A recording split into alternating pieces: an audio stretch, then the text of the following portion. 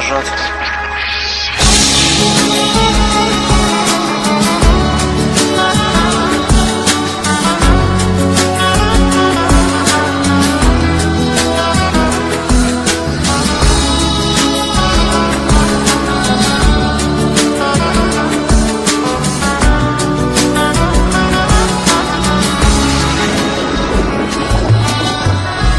قسمت نشد ببینم خدا نگهداری کنم، فرصت نشد بمونم از تو نگهداری کنم.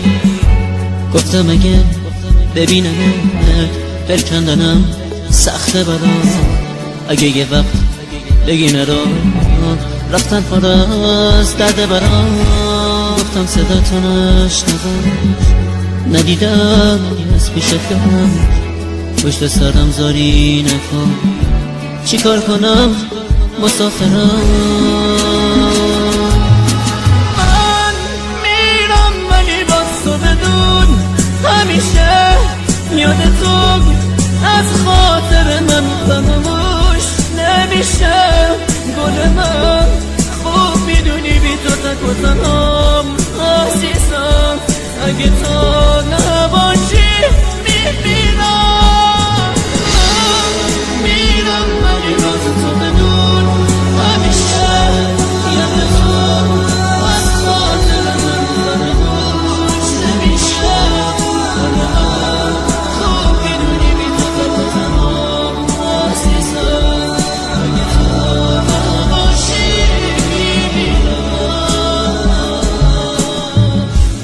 نامه رو تو تنش بخون، گریه نکن طاقت بیار، نامه رو خط خطی نکن، دو جمله رو هم دوام بگم، باور نکن یه بی وفا نامه میذارم و میرم.